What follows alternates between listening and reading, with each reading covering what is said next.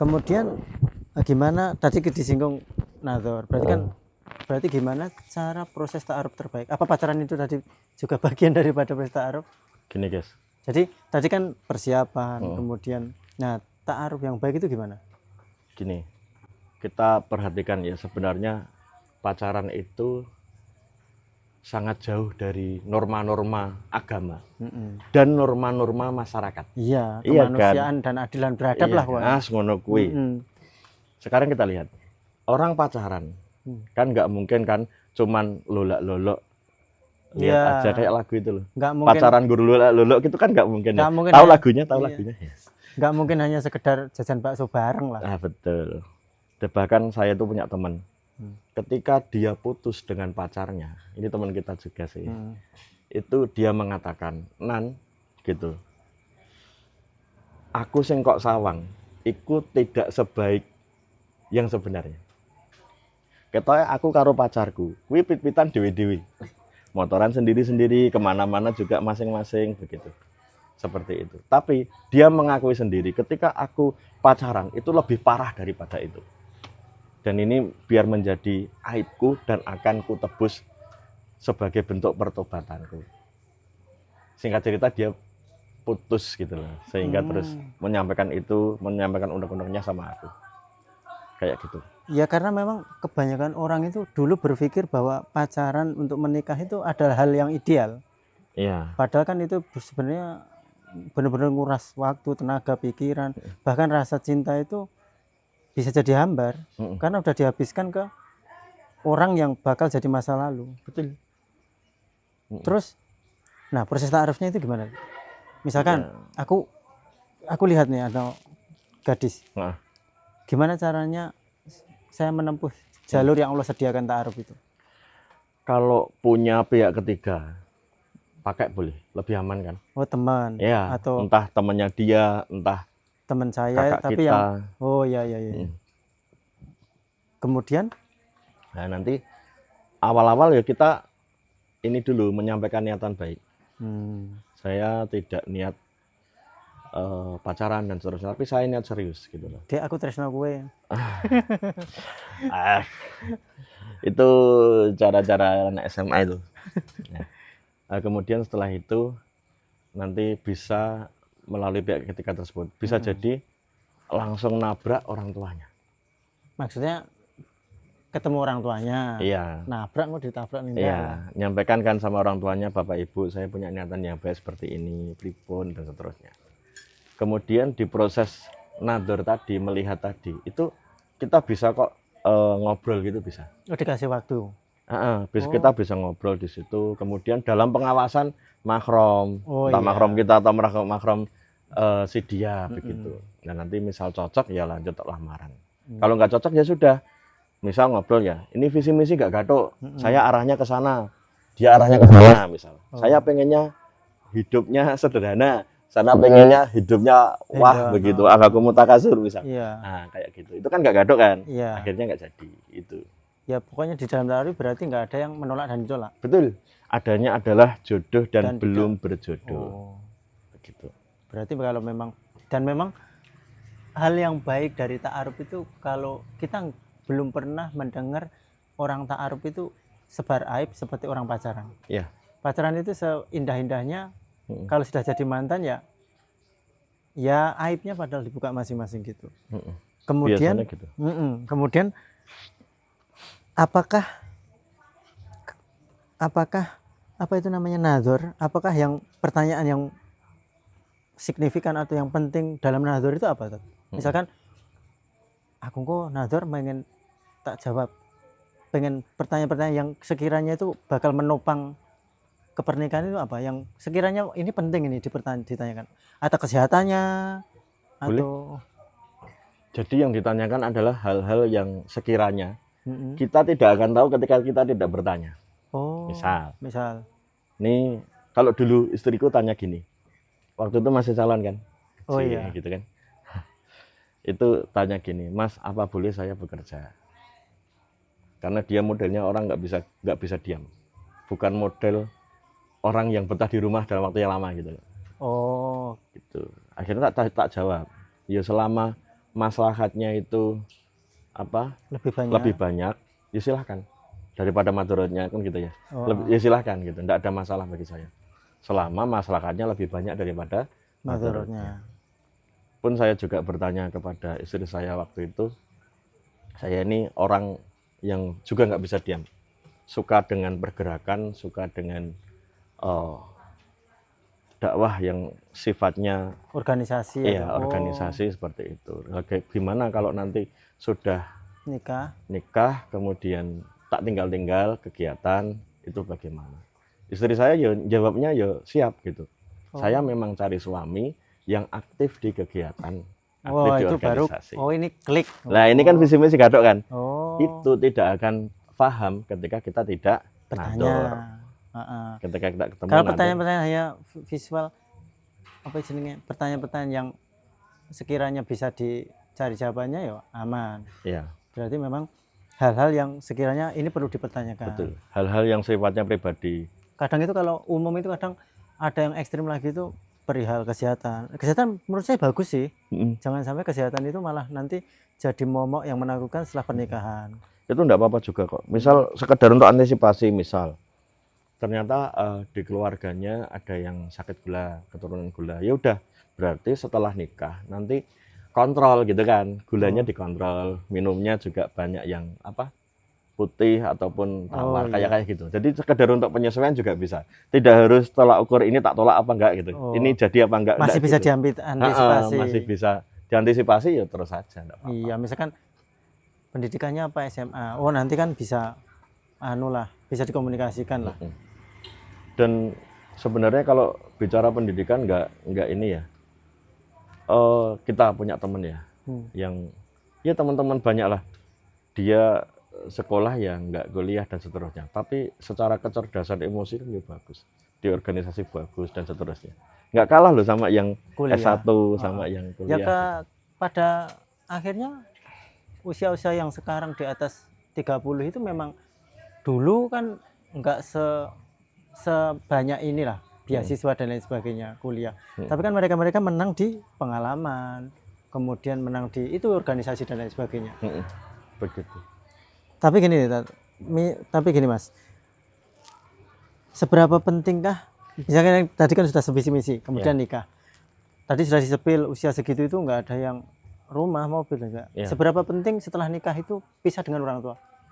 Maksudnya pisah itu tinggal gitu. tinggal nggak bersama dengan orang tua.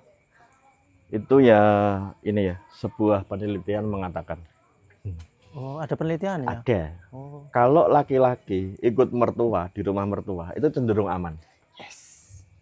Iya. Aman berarti saya sementara. Iya. Tapi kalau perempuan yang ikut di rumah laki-laki mertua ikut di rumah mertua itu apa ya? Agak beresiko. Oh. Karena perempuan itu sensitif, perasaannya mudah terini dan seterusnya. Oh, pakai perasaan, betul. Satu. Yang kedua, ibarat kita menikah itu membangun sebuah negara, sebut saja Indonesia, ya ta? Dan itu secara otomatis orang tua kita itu di Malaysia. Oh, ini sudah beda negara lah. Pengaturan, beda pengaturan, undang-undangnya beda dan seterusnya beda. Maka kadang-kadang pisah itu lebih baik karena untuk menjaga agar hubungan dengan orang tua ataupun mertua itu tetap baik. Nggak saling bertubrukan lah gitu. Ya, jarang komunikasi, jarang ketemu sehingga meminimkan konflik. Gitu. Itu nomor 2. Yang nomor 3, yo nek siap rabi, yo siap bayar listrik, siap bayar banyu. Gitu loh, siap bayar wifi gitu loh. Aja nurut wong tua misalnya kayak gitu. Oh iya betul. Kan. Kita kan tanggung jawabnya itu betul. Kita berkomitmen sudah nikah. Aku duwe tanggungan bojo, saya punya tanggungan istri yang harus saya nafkahi, bukan dari nafkahnya orang tua kayak gitu. Betul. Istilahnya begitu. Jadi itu tentang kemandirian. Gitu. Jadi setidaknya 3 hal itu sih yang menurutku penting. Kemudian sikap apa saja kalau kita sudah menikah? Ini untuk teman-teman mungkin yang masih hidup dengan mertua. Sebenarnya bukan berarti semua akan muncul konflik gitu, enggak. Enggak. Kadang-kadang ada yang pintar meredam dan seterusnya gitu. Hanya Jaga ini nih. ikhtiar meminimalisir konflik. Heeh. Ikhtiar meminimalisir konflik, salah satunya adalah dengan pisah rumah. Ada beberapa cara begitu.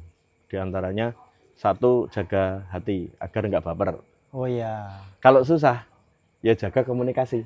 Jangan terlalu sering. Mm-mm. Seperlunya gitu loh.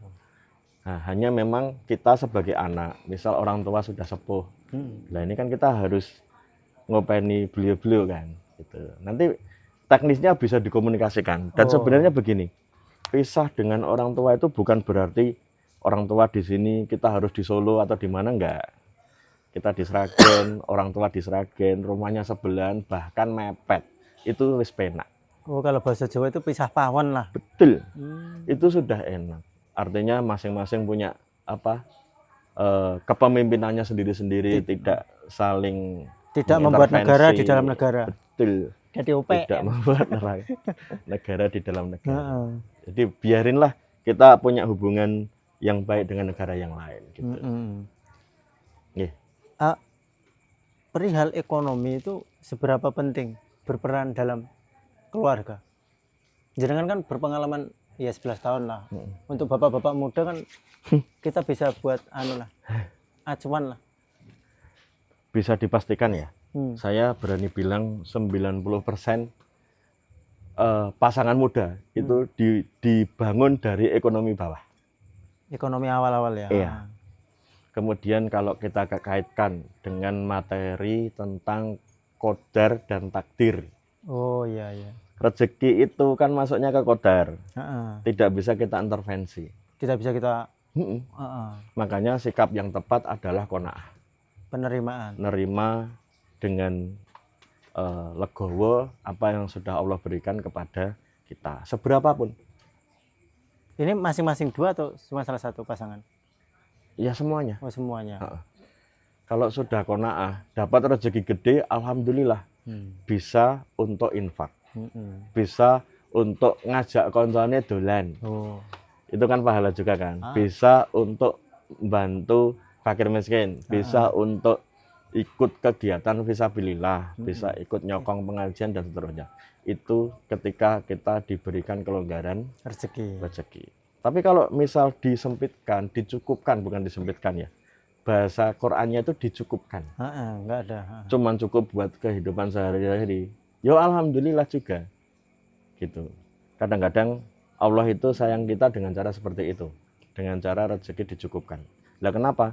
Karena kalau orang rezekinya dicukupkan, dalam tanda kutip tidak dilebihkan, maka dia nggak bisa maksiat. Iya bisa. Iya kan? Itu salah satu bukti Allah cinta kepada kita itu seperti itu. Jadi apa yang kita anggap sesuatu yang berat, sesuatu wah kok ujian gini, sebenarnya Allah itu punya tujuan-tujuan yang baik di situ. Khusnudan sama Allah. Betul. Al-Baqarah 216. Apa yang menurut kita nggak baik, menurut Allah baik. Apa yang menurut kita baik bisa jadi nggak baik. Dan Allah itu tergantung prasangka hambanya. Betul. Dan di ayat itu ditutup dengan huwa a'lamu wa antum la ta'lamun. Apa itu? Allah yang tahu, kita nggak tahu. Oh iya boleh jadi. Jadi masa depan itu sebenarnya seperti itu. Kita nggak tahu yang baik seperti apa. Yang penting ikhtiar aja lah. Yang penting ikhtiar positif, benar, selesai. Dan nikah itu perjuangan bareng dan intinya gini, hal-hal yang tidak kita sukai, masalah atau problem jangan dipandang itu sebagai masalah, tapi itu sebagai penguatan. Betul. Sebagai apa ya, hal-hal yang memang Allah spesialkan untuk kita. Betul. Tidak semuanya musibah itu musibah, tapi itu sesuatu berkah. Betul. Kalau kita kembali ke definisi sakinah ya, sakinah itu sukun. Sukun itu tenang. Ketenangan itu terbentuk dari ujian yang menerpa diri kita. Kan nggak mungkin toh nikah lancar-lancar saja, ekonomi lancar, nggak pernah padu, dan seterusnya. Itu nggak mungkin, guys. Mungkin. Pasti nggak mungkin. Dalam rumah tangga pasti ada roller coasternya, naik turun. Ada senangnya, ada susahnya. Fa inna ma'al usri yusra. Jadi ono senenge, ono susahe. Sadurunge seneng, susah dhisik. Itu rumusnya begitu. Ya naik turun dalam roda kehidupan kayak gitu. Ya kayak MU lah. Kemarin kalah, iki imbang. Karo Liverpool loh imbang. Masuk. Itu udah bagus itu sama Liverpool bisa imbang. Kemudian Tat, jika pernikahan kan yang lewat ta'aruf juga bisa langgeng. Pacaran juga bisa langgeng. Nah, gimana apa perbedaannya? Jika pernikahan itu sama-sama langgeng tapi didapatkan atau ditempuh lewat pacaran sama lewat ta'aruf yang syar'i. Perbedaannya apa? Saya berpendapat begini. Orang pacaran, nikahnya langgeng, itu karena setelah pacaran dia bertobat. Tobatnya dengan apa? Kemudian menempuh jalan-jalan yang baik di saat setelah menikah tadi. Oh, memakai cara-cara yang dikehendaki Allah. Nggih. Kalau begitu, berarti statusnya adalah taubatan nasuha. Selesai semua dosanya, menyongsong masa depan dengan pasangannya. Tidak lagi membahas yang ini. Mantan-mantan bu ya urusan gitu loh. Kita fokus ke masa depan. Aku hidup bersamamu untuk masa depan, bukan masa lalu. Gitu. Siap. Itu nanti insya Allah tetap lancar. Walaupun potensi-potensi karena riak tetap ada. Track recordnya yang kadang-kadang kan diungkit ya. Misal pas posisi berselisih emosi, gitu, kamu sih dulu begini gitu, kamu sih dulu pernah zina gitu, itu nanti akan sangat menyakiti perasaan pasangan. Lah ketika itu terjadi pernikahan itu tidak dimulai dengan pacaran, tidak akan terjadi seperti itu, nggak bakal ngungkit keburukan. Apa yang mau diungkit, wong track recordnya udah bagus. Oh iya, gitu betul. Bedanya. Jadi meminimalisir potensi masalah. Benar. Dan saya itu mengamati. Aku memang ini ya, hobi ngamati konco-konco sing nikah melalui pacaran dan tidak pacaran. Aku termasuk pacaran apa? Wallahu alam. Enggak. Itu sumringahnya berbeda. Iya, paham betul, kan? Betul. Kita penonton lah bisa lihat sendiri. Orang-orang yang nikah, kemudian dia melalui jalan pacaran, itu sumringahnya berbeda. Hari-hari wis arep ngopo malah tambah beban ya, wis tak demok, wis tak kapak-kapakno kok gitu loh. Saya malam pengantin baru nyetatus. Iki arep ngopo ya? Memang beda. Saya nggak mau cerita. Oh, berarti kebahagiaannya berbeda. Betul. Kebahagiaan karena rasa syukur itu didapatkan kalau dia nggak pacaran. Kebahagiaan karena rasa terpaksa.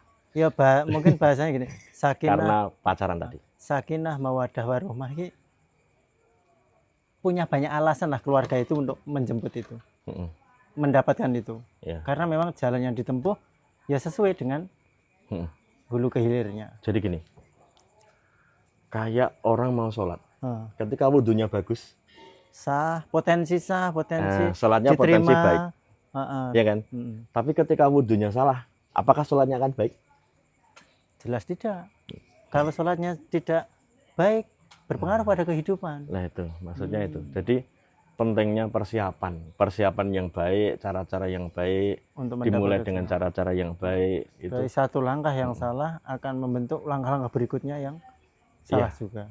Sekarang, misal gini ya, waktu pacaran itu mudah sekali, putus nyambung.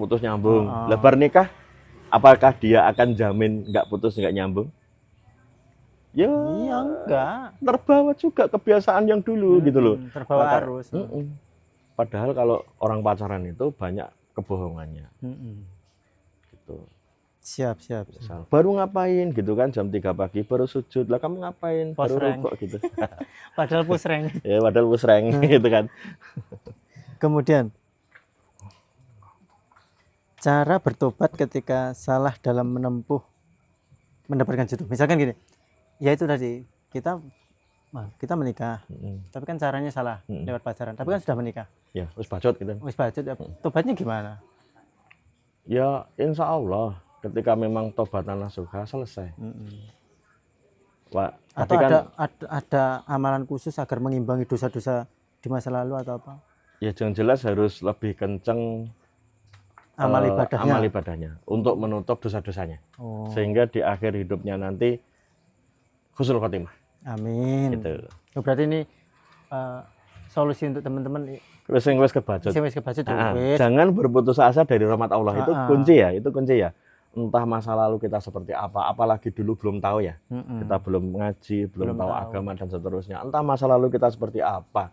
Ketika kita sekarang sudah tahu, insya Allah Allah itu maha pengampun. Teman aja ngampuni, apalagi Allah kan gitu ya. Masa depan cerah itu berhaklah didapatkan untuk orang-orang yang mau bertobat. Betul, semuanya berhak mendapatkannya. Yang terakhir, cara menumbuhkan cinta dalam rumah tangga. Ta'aruf itu kan baru ketertarikan. Iya. Setrum. Nah, Iya. baru Baru nyetrum. Setelah Muncul akad, chemistry. nah muncul chemistry, Iya. visi misi. Setelah akad, gimana cara kita menumbuhkan rasa cinta itu gimana? Mm-mm. Apa dipandangi bojone? Jadi gini, Saya pengen tahu jawaban jenengan dulu. di Quran surat Ar-Rum ya ayat 21 Heeh. yang viral di undangan-undangan, Oh ya. baik itu undangan cetak ataupun undangan digital. Salah satu bentuk keagungan Allah itu menciptakan berpasang-pasangan. Dan di situ dikatakan supaya kamu cenderung dan merasa tentram padanya. Sakinah wadah rumah itu. Iya. bagian Dan ini tidak akan tahu kalau dia belum menikah. Dan itu nggak masuk akal loh. Sekarang kita ini ya renungkan lebih dalam lagi. Kenapa wajah perempuan itu ada yang cantik, ada yang pas-pasan? Biasalah. Ya. Heeh. Kenapa begitu? Kok wajahnya bisa padahal kan cuman beda dikit ya. Hidungnya agak maju dikit, agak mundur dikit, agak hitam dikit, agak putih dikit. Cuman beda dikit. Yang persoalan fisik lah. Itu adalah salah satu tanda-tanda kekuasaan Allah. Termasuk juga di dalam proses menumbuhkan rasa cinta. Ketika memang dia yakin menikah didasari atas ketulusan niat benar-benar lillah. Setelah nikah insya Allah akan muncul rasa cinta. Itu pasti. Kenapa? Ayatnya jelas. Iya betul. Gitu kan? Ayatnya jelas. Di sini dikatakan supaya kamu cenderung dan merasa tentram kepadanya dan dijadikannya di antaramu rasa kasih dan sayang. Cinta itu lahir setelah akad, sebelum akad namanya maksiat. Betul. Iya betul. Bahasan kita menarik sekali. Mungkin ada closing statement untuk Mas Manan, untuk teman-teman. Ini untuk siapa ini? Ya jomblo-jomblo lah yang siap nikah. Jomblo fisabilillah. Apa yang perlu dipersiapkan? Apa yang perlu jadikan pegangan? Oke. Jangan ragu untuk belajar ilmu pranikah. Baca buku yang tebal-tebal itu. Ini nikah bukan perkara main-main, ibadah berat, ibadah panjang dan serius. Ya, betul. Jangan ragu, dan itu nggak tabu. Kita sebagai seorang pemuda yang menjelang usia nikah, bukan hal yang tabu ketika mempelajari buku-buku seperti itu. Buku-buku pranikah. Banyak, silahkan cari, dipilih yang dalilnya kuat, yang kemudian menguatkan keilmuan kita, kemantapan kita dalam menikah tadi. Berarti konteksnya kalau sudah punya satu langkah pengen nikah, jangan ragu, tapi kita cari penguat. Ya. Dan memang dalam rumah tangga kan belajar seumur hidup. Betul. Belajar dari ayah yang baik, belajar dari ibu yang baik. Betul. Ada lagi tuh? Ya, karena ibadahnya itu panjang sekali. Maka sebenarnya kalau tadi ditanyakan tentang pasca nikah ngapain aja, yang perlu dipelajari kan gitu ya. Itu belajarnya sambil jalan. Iya. Iya, saya nikah baru 11 tahun. Itu pun masih ini ya, beberapa hal yang saya masih harus pelajari. Dan itu saya rasa sampai tua, sampai meninggal pun tidak akan habis. Jadi kita sebagai orang yang beriman, orang Islam, Iqra bismi rabbikal ladzi khalaq. Kita baca terus, belajar terus, belajarnya semaksimalnya sampai kita nanti masuk ke liang lahat. Dan salah satu nikmat Allah yang besar yang diberikan kepada kita adalah faham agama, faham syariat, dan dimampukan untuk mengamalkannya. Masya Allah. Itu nikmat yang tidak semua orang dikasih. Betul, mengamalkannya. Dan mengamalkannya. Itu tidak semua orang dikasih. Ada orang-orang yang hanya dikasih belajar tok, tidak dikasih kemudahan untuk mengamalkannya juga ada. Makanya banyaklah amalan-amalan kita harus istiqomah, setiap hari ilmu bertambah, kemudian ibadah rutin kita juga bagus, kemudian juga doa yang muqallibal qulub sabit qalbi ala dinik, kayak gitu. Itu 3 hal itu dipenke setiap hari, insya Allah kita akan istiqomah menjemput calon istri dengan cara yang baik, cara yang soleh, untuk mendapatkan yang solihah. Iya, istri atau suami ya. Iya. Ya, terima kasih Mas Manan. Sampai bertemu dalam kebaikan yang lain dan teman-teman yang sudah menyimak. Semoga ini banyak manfaat untuk jomblo-jomblo fisabilillah, dijaga keistiqomahnya. Jangan sampai kita menahan puasa, belum waktunya buka, kita batal puasanya gitu. Maka teman-teman dijaga keistiqomahnya. Semoga Allah menguatkan keistiqomahannya, tentu saja dengan Amin. kebersamaan. Sampai bertemu dalam konten lainnya bersama Pasu Production. Assalamualaikum warahmatullahi wabarakatuh. Waalaikumsalam warahmatullahi wabarakatuh.